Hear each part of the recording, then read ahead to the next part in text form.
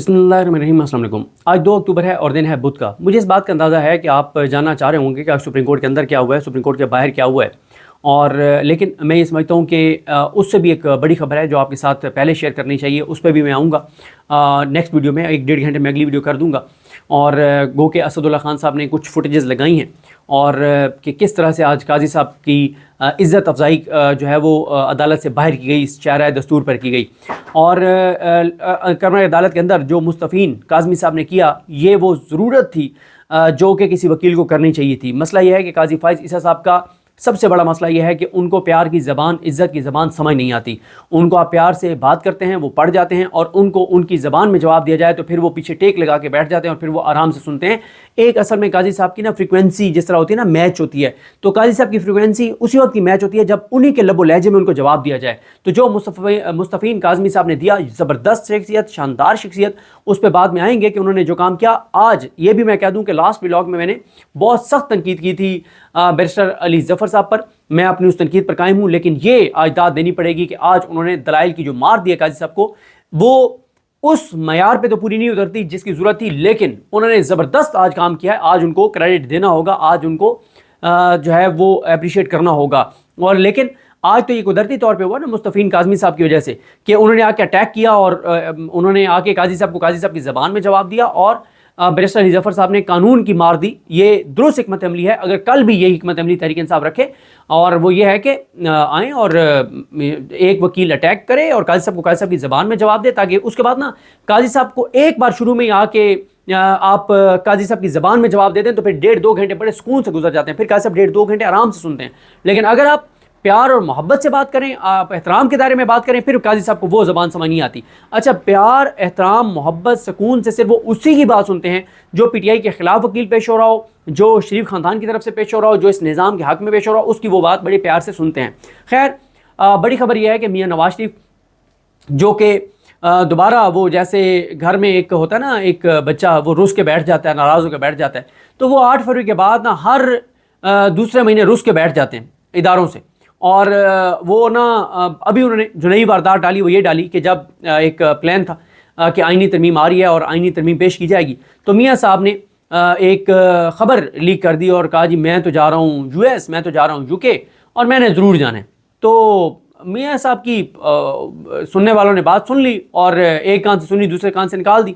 और फिर मियाँ साहब ने क्या किया कि मियाँ साहब ने टिकट भी बुक करवा लिया। उन्होंने कहा अच्छा अब हम आपको बताते हैं। फिर मियाँ साहब को बहुत मतलब कोई बड़े लेवल से नहीं, मतलब जहाँ से मियाँ साहब मैनेज हो जाते हैं जहाँ से, वहाँ से फिर मियाँ साहब से रब्ता किया गया और मियाँ साहब की सरजनिश की गई है, ठुकाई की गई है।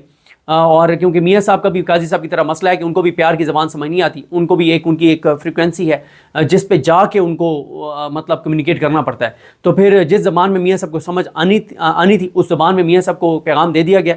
और क्योंकि मियाँ साहब का मसला है कि मियाँ साहब ना 8 फरवरी के बाद से कहते हैं कि मेरी पीठ में छुरा घोंपा गया है। और मियाँ साहब का तो मुझे नहीं पता, लेकिन मियाँ साहब की एक करीबी शख्सियत जो उनके रिश्तेदार भी हैं, उनकी एक ऑडियो पहुंची थी। और उस वक्त तो इदारे बहुत बुरी तरह फंसे हुए थे, क्योंकि उस वक्त तो ये था कि अगर नून लीग ने भी इनकार कर दिया कि हमने हुकूमत नहीं बनानी तो फिर क्या होगा। तो उस वक्त तो वो इग्नोर कर दी गई थी। और इग्नोर इसलिए कर दी गई थी कि उस वक्त ऑप्शन कोई और नहीं था शरीफ ख़ानदान के अलावा। तो इसलिए फिर क्या किया गया कि उस वक्त इग्नोर किया गया। लेकिन वो बात है, लिखी हुई है कि मियाँ साहब के करीबी अजीज़ ने जो कहा था, एक अहम शख्सियत का नाम लेके, कि मियाँ साहब कहते हैं कि मेरी पीठ में 2 लोगों ने छुरा घोंपा है। एक उस शख्सियत का नाम लिया मियाँ साहब ने, और एक मियाँ साहब ने अपने भाई शहबाज शरीफ का कहा कि इन दोनों ने मेरी पीठ में छुरा घोंपा है।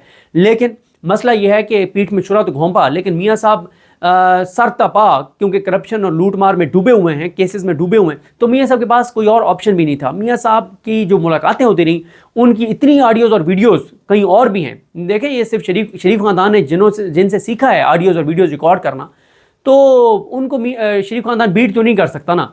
मियाँ साहब जहाँ जहाँ मियाँ साहब, उनकी बेटी, उनका भाई मुलाकातों के लिए जाते रहे या मुलाकातों के लिए उनको बुलाया जाता रहा, वो तमाम चीज़ें, मतलब कुछ तो ऐसी जगहों पे भी शरीफ ख़ानदान के लोगों की मुलाकातें हुई जो पूरा कमरा बग्ड था। यानी ऐसी वहाँ पे लेटेस्ट टेक्नोलॉजी थी कि पूरा वो जो एक होता नहीं है, जो एक यानी पूरा आप कहें कि वाइड एंगल में जो है वो वीडियोज़ मौजूद हैं, ऑडियोज़ मौजूद हैं, और रिक्वेस्ट का अंदाज़ मौजूद है, और पाँव में पड़ने के मनाजिर, मतलब जो बातचीत में पाँव में पड़े हुए हैं, منت ترلے کر رہے ہیں کہ ہمیں عمران خان سے بچائیں اور عمران خان ہمیں جیلوں میں ڈال دے گا اور وہ ساری چیزیں موجود ہیں. اس لیے میاں صاحب کے پاس آپشن نہیں ہے سوائے اس کے کہ ناراض ہو کے بیٹھ جائیں. دیکھیں ایک ہوتا ہے کہ آپ کسی سے ناراض ہو جائیں شکوہ کریں, ایک ہوتا ہے آپ اس کے ساتھ لڑ پڑیں.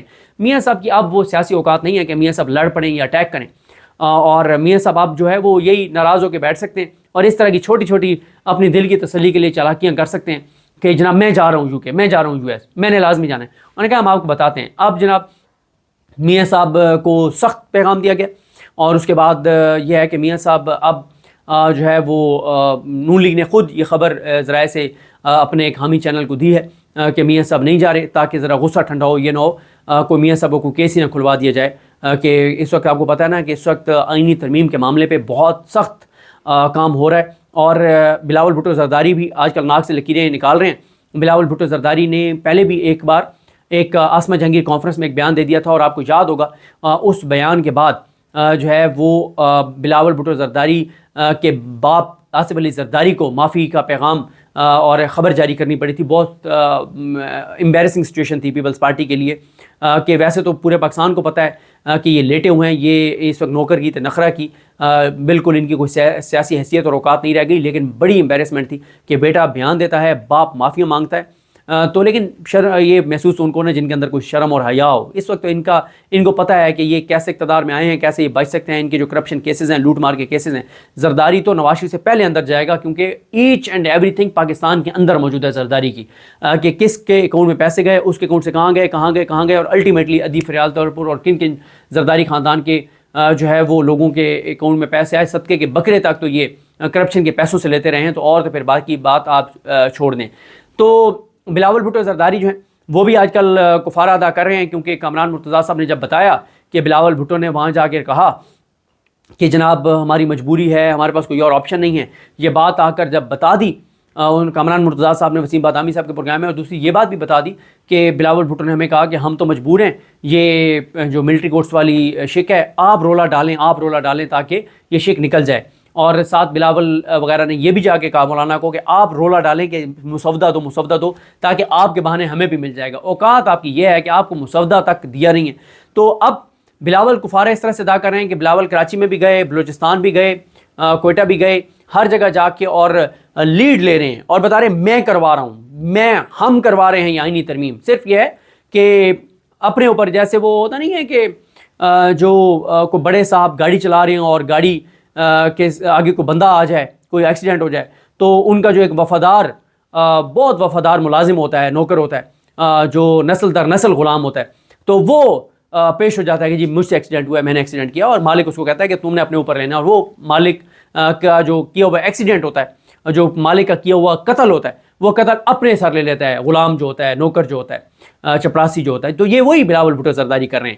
تو صرف وہ ٹی وی چینلوں پہ آ کے خود انٹرویوز دے کے ہر چینل پہ, مطلب بلاول بھٹو نے پچھلے یعنی 2 سال میں اتنے انٹرویوز نہیں دیے جو پچھلے 2 ہفتوں میں بلاول بھٹو نے انٹرویوز اور ٹی وی کے اوپر بپر جو ہیں وہ دے دیے.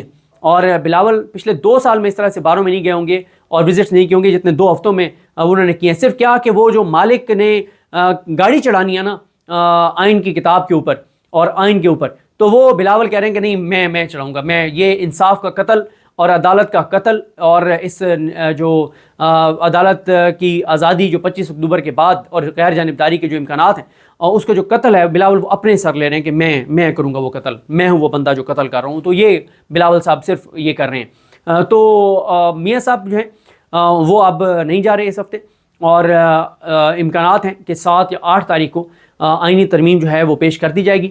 اور دوسرا یہ ہے کہ یہ بھی کچھ لوگ کہہ رہے ہیں کہ میاں صاحب کو کہا گیا کہ اگر آپ کو زیادہ جلدی ہے جانے میں تو کہیں قاضی فائز عیسیٰ کو کہ وہ جلدی فیصلہ سنائے 63A والا, اور کل ہی سنا دیتا تو ویکنڈ پہ ہم یہ کر لیتے. تو ابھی بھی میاں صاحب کو یہ اطلاعات آ رہی ہیں کہ میاں صاحب جو ہیں وہ شاید اپنے ایک حواری کے ذریعے, جس نے پہلے قاضی فائز عیسیٰ صاحب سے خفیہ ملاقاتیں کی تھیں, ان کی قاضی صاحب کو بتایا گیا تھا کہ آپ کو ایکسٹینشن دے رہے ہیں, یہ چیزیں کر رہے ہیں, یہ وارداتیں ڈال رہے ہیں. تو میاں صاحب اطلاعات ہیں اور ذرائع یہ دعویٰ کر رہے ہیں کہ میاں صاحب کو وہ حواری دوبارہ رابطہ کرے گا قاضی فائز صاحب سے, اور ان کو یہ کہے گا کہ آپ جمعے تک ہر صورت میں یہ فیصلہ سنا دیں, تاکہ جمعے والے دن آپ فیصلہ سنائیں گے تو تاکہ ایز سون ایز پاسبل یہ آئینی ترامیم جو ہے وہ پیش کر دیں. اور ظاہر ہے قاضی صاحب کو خود بھی اس میں قاضی صاحب کا انٹرسٹ ہے, بہت زیادہ ہے, کیونکہ بہت زیادہ کیا ہے ہی انٹرسٹ قاضی صاحب کا, اور تو کسی کا انٹرسٹ ہے ہی نہیں.